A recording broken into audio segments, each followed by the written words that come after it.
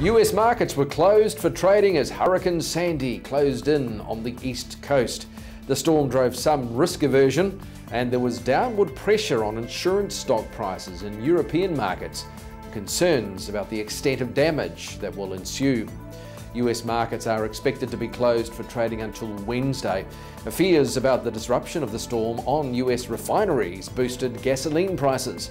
Over 2/3 of the East Coast refining sector shut down as Hurricane Sandy drew nearer. In currencies, trading on the New Zealand dollar was very light, with the currency generally trending lower on the heightened risk aversion. The upcoming Bank of Japan rate announcement has the potential to boost the New Zealand dollar, Japan yen, given expectations the Bank of Japan will announce further stimulus. The European debt crisis continues to drag on, with ongoing speculation over whether Spain will formally ask for a bailout. Now, such a move would pave the way for the European Central Bank to consider its bonds in the central bank's bond purchase program. Spanish Prime Minister Rajoy said he would make a request when he thinks it's in the interest of Spain, suggesting no great hurry. Spanish retail sales data highlighted the weak state of the economy.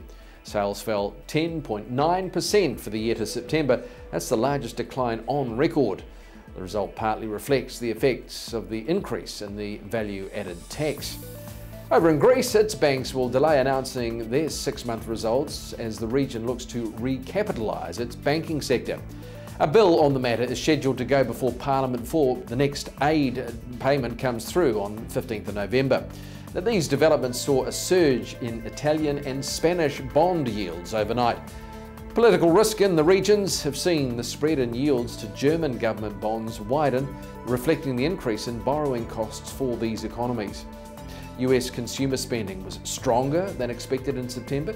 This reflected ongoing recovery in the US household sector.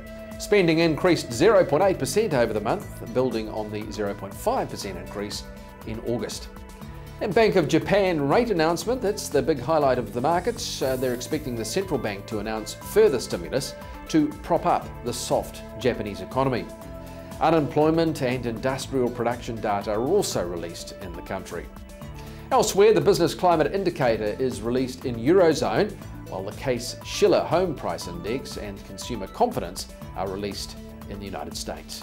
Recent activity indicators point to a recovery in the US household sector taking place.